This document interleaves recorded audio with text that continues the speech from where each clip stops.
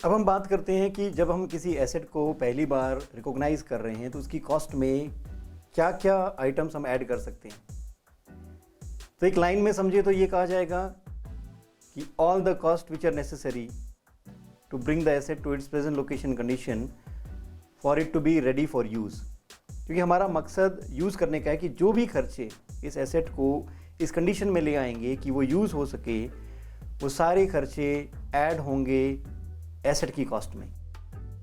जब तक वो सारे खर्चे नहीं किए जाएंगे तब तक हमारा एसेट इस कंडीशन और पोजीशन में नहीं आता कि हम उसे यूज़ कर सकें, वो हमें इकोनॉमिक बेनिफिट दे सकें। तो एलिमेंट्स ऑफ कॉस्ट को समझना बहुत ज़रूरी है कि क्या कंपोनेंट ऑफ कॉस्ट होंगे जो इसमें ऐड किए जाएंगे। जब हम किसी एसेट को पहली बार रिकॉग्नाइज करते हैं तो उसे कॉस्ट रिकॉग्नाइज करना है। इनिशियल मेजरमेंट कॉस्ट पे होगा। कॉस्ट के एलिमेंट्स को समझना बहुत ज़रूरी है कि कौन से कॉस्ट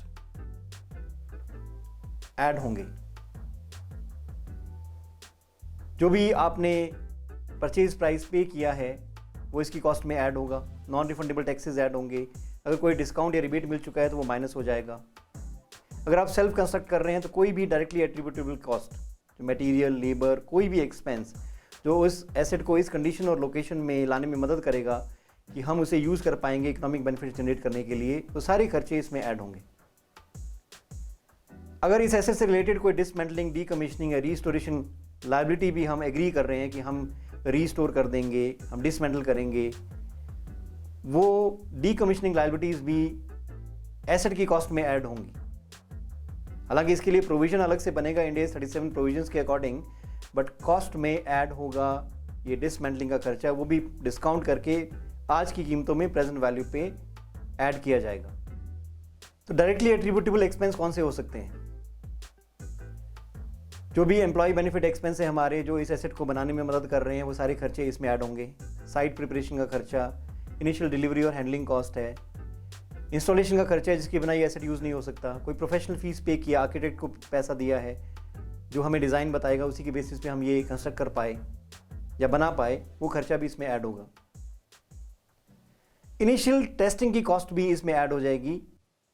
टेस्ट किए बिना हम इस एसेट को यूज़ नहीं कर सकते हैं, तो वो खर्चा भी ज़रूरी खर्चा है जो हमें ऐड करना होगा। इसका मतलब ये नहीं है कि आप अगर कोई नई फैसिलिटी ओपन करते हैं, उसकी इनॉग्रेशन भी आपने खर्च कर दिया है, एडमिनिस्ट्रेशन एंड जनरल ओवरहेड्स, या इंट्रोड्यूस कर रहे हैं मार्केट में नए प्रोडक्ट को लॉन्च कर रहे हैं, उसकी एडवर्टाइजिंग का खर्चा है, या नई जगह पे बिजनेस कर रहे हैं तो स्टाफ को ट्रेन कर दिया है, तो ये खर्चे ऐड नहीं होंगे क्योंकि ये ज़रूरी नहीं है उस एसेट को इकोनॉमिक बेनिफिट जनरेट करने के लिए। वो एसेट अपने आप में भी दम रखता है कि वो यूज़ हो सके इन खर्चों के बिना भी। अगर कोई इंसिडेंटल ऑपरेशंस होते हैं, जैसे हम बिल्डिंग बना रहे हैं और जगह खाली है हमारे पास और हमने उसे कार पार्किंग के लिए उस जगह को कुछ दिन के लिए किराए पे दे दिया, तो वो इंसिडेंटल ऑपरेशन ज़रूरी नहीं है इस एसेट को बिल्ड करने के लिए। वो खर्चे या वो इनकम जो भी होगी वो हम डायरेक्टली पीएनएल में रिकॉग्नाइज करेंगे, उसका इस एसेट के बनने से कोई लेना देना नहीं है। तो हम सीज कब करेंगे कैपिटलाइजेशन? जब सारे खर्चे पूरे हो जाएंगे जिसकी वजह से ये एसेट जिन इरादों के साथ इसे बनाया गया है या यूज़ करने का सोचा है, वो सारे खर्चे पूरे हो चुके हैं और अब एसेट इस काबिल है कि वो हमें यूज़ करके इकोनॉमिक बेनिफिट्स देने के लायक हो गया है। उस दिन हम कैपिटलाइजेशन सीज कर देंगे। उसके बाद इन फ्यूचर में कैपिटलाइज करेंगे। अगर हम कोई एनहांसमेंट करते हैं जिसकी वजह से इसकी कैपेबिलिटी बढ़ती है या कैपेसिटी बढ़ती है, तभी हम उस एनहांसमेंट का खर्चा इस एसेट की कॉस्ट में ऐड कर सकते हैं इन फ्यूचर। अगर ये संकेत देते हैं कि इस खर्च के किए बिना हम इस एसेट की कैपेसिटी नहीं बढ़ा पाएंगे, एनहांसमेंट अगर होती है तब हम कैपिटलाइज कर सकते हैं। एसेट खरीदते वक्त ऐसा भी हो सकता है कि आपने डेफर्ड पेमेंट टर्म्स सप्लायर के साथ डील में तय कर ली हैं, जिसके बेसिस पे आप ये कहते हैं कि आप ये पैसा अगले 4 साल में देंगे। अगर वही एसेट आप कैश पे खरीदते हैं तो एक अलग कीमत होती है और वही आपने डेफर्ड पेमेंट टर्म्स पे खरीदा तो उसकी एक अलग कीमत है। उन्होंने इंटरेस्ट कॉस्ट भी ऐड कर दी है इस एसेट की कॉस्ट में और आपसे बोला है कि आप पेमेंट इंस्टॉलमेंट्स में दे दें या डिले करके दे दें या 3 साल या 4 साल के बाद देंगे। पर इसका मतलब ये नहीं है कि ये खर्चा भी उस एसेट को ही वहन करना पड़ेगा जिसके लिए हमने ये डील की, क्योंकि मशीन या एसेट तो कहता है कि भाई कैश पे खरीद लो, किसने कहा है ये डेफर्ड पेमेंट करो। पर अगर आप ऐसी फाइनेंशियल अरेंजमेंट में आते हैं तो उसे अलग किया जाएगा और उस फाइनेंशियल अरेंजमेंट को अलग से दिखाया जाएगा एज एन इंटरेस्ट एक्सपेंस। उस अमाउंट को आप अलग दिखाएंगे। आप एसेट को अपनी बुक्स में कैश प्राइस पे रिकॉर्ड करेंगे और जो ये लायबिलिटी आपने तय की है इसे अलग से दिखाया जाएगा और इसे इंटरेस्ट एक्सपेंस के रूप में P&L में रिकॉर्ड होगा, और जब आप पे करेंगे तो लायबिलिटी पे करेंगे जो आपने डिसाइड किया है इस एसेट को खरीदने में। ऐसे ही किसी एसेट को खरीदते वक्त अगर हम एक्सचेंज में दूसरे एसेट्स ले लेते हैं, जैसे हमने अपनी लैंड को बेच दिया, उसके बदले में किसी से बिल्डिंग खरीद ली।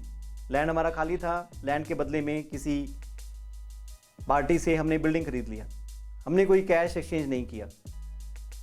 कई बार हम प्लांट एंड इक्विपमेंट बड़े बड़े भी बिल्डिंग के बदले में खरीद सकते हैं। तो अगर इस ट्रांजैक्शन का कोई कमर्शियल सब्सटेंस नहीं है और फेयर वैल्यू मेजर नहीं हो पाती है, तो हम बड़ी दुविधा में आ जाते हैं कि अब इसका वैल्यूएशन कैसे करें। तो इसकी एक हायरार्की फॉलो करनी पड़ती है कि सबसे पहले तो ये जानने की कोशिश करते हैं कि क्या कोई कमर्शियल सब्सटेंस है। जैसे आपने एक ऑयल वेल था जो मुंबई में लोकेटेड है और दूसरा ऑयल वेल दिल्ली में लोकेटेड है, आपने ऑयल वेल के बदले ऑयल वेल एक्सचेंज कर लिया, दोनों की कैपेसिटी एक जैसी है, दोनों से इकोनॉमिक बेनिफिट्स एक जैसे आने वाले हैं, तो आपकी बुक्स में सिर्फ ये बदलेगा कि इसकी लोकेशन चेंज हुई है, इकोनॉमिक बेनिफिट सेम है, ऑयल वेल ही है। तो इस ट्रांजेक्शन में कोई कमर्शियल सब्सटेंस नहीं है, कोई एक दूसरे का फायदा नहीं उठा रहा है, दोनों ही एक दूसरे को फायदा पहुंचा रहे हैं, सिर्फ लोकेशन बदली है। हमारी बुक्स में बिल्डिंग का कैरिंग अमाउंट 50 लाख है। हमने प्लांट एंड इक्विपमेंट खरीदे जिनकी मार्केट में कीमत 70 लाख रुपए है। तो अगर आप अपनी बिल्डिंग देते हैं, उसके बदले में प्लांट एंड इक्विपमेंट खरीदते हैं, तो किस वैल्यू पे ये प्लांट एंड इक्विपमेंट हमारी बुक्स में आने चाहिए? तो इसके लिए कहा जाता है कि हम जो एसेट बेच रहे हैं उसी की फेयर वैल्यू पे इस एसेट को रिकॉर्ड करना चाहिए, कि अगर हम नहीं भी एक्सचेंज करते तो इस बिल्डिंग को बेचकर ही हम कुछ खरीद पाते। इस बिल्डिंग को बेचते तो एक कीमत पे ही ये बिकती, जो बिल्डिंग की फेयर वैल्यू मार्केट में उसी कीमत पे बिकती। बट हम इतने समझदार हैं नेगोशिएशन स्किल्स में कि हम बड़ी कीमत का एसेट लाने में कामयाब हो गए। तो बिल्डिंग का कैरिंग अमाउंट तो जो डी रिकॉग्नाइज होगा वो 50 लाख ही होगा, पर अगर मार्केट में इस बिल्डिंग की फेयर वैल्यू 65 लाख है तो हम 15 लाख का गेन ऑन डिस्पोजल दिखाएंगे कि हम कामयाब हो गए 15 लाख का गेन करने में, और इसके बदले में हमने प्लांट एंड इक्विपमेंट भी खरीद लिया है जिसकी कीमत अब 65 लाख है हमारी बुक्स में। हालांकि उनकी कीमत मार्केट में 70 लाख है, पर हमारे लिए तो 15 लाख का ही गेन हुआ है, क्योंकि हमने वो बिल्डिंग जो 50 लाख की थी जिसकी मार्केट में 65 लाख की कीमत थी, उसके बदले में ही हमने प्लांट एंड इक्विपमेंट खरीदे हैं। तो हमारे लिए तो जो कॉस्ट है वो 65 लाख ही है। पर अगर हमारी बिल्डिंग की फेयर वैल्यू अवेलेबल नहीं है तब क्या करें? अगर हमारे एसेट की फेयर वैल्यू अवेलेबल नहीं है, कि हमारा एसेट 50 लाख का है कैरिंग अमाउंट, बट इसकी फेयर वैल्यू मार्केट में अवेलेबल नहीं है, पर जो एसेट आ रहे हैं प्लांट एंड इक्विपमेंट उनकी फेयर वैल्यू हमें पता है कि वो 70 लाख के हैं, तब हम क्या करेंगे? तब हम प्लांट एंड इक्विपमेंट को 70 लाख पे रिकॉर्ड करेंगे, और जो डिफरेंस है 20 लाख उसे ही हम गेन ऑन डिस्पोजल दिखाएंगे।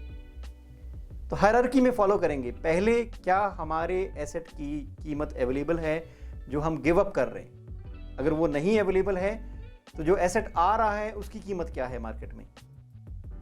अगर दोनों ही अवेलेबल नहीं है तो क्या करें? तो जो एसेट का कैरिंग अमाउंट है जो हम गिव अप कर रहे हैं वही आने वाले एसेट की कीमत हो जाती है। जो एसेट आ रहा है, प्लांट एंड इक्विपमेंट को डेबिट करेंगे 50 लाख पे और बिल्डिंग के कैरिंग अमाउंट को डी रिकॉग्नाइज करेंगे 50 लाख पे, कि 50 लाख का एसेट हमारे यहाँ से बाहर गया, उसके बदले में हमने 50 लाख के एसेट खरीद लिए, बट उनका नाम बदल चुका है, अब वो प्लांट एंड इक्विपमेंट हो चुके हैं।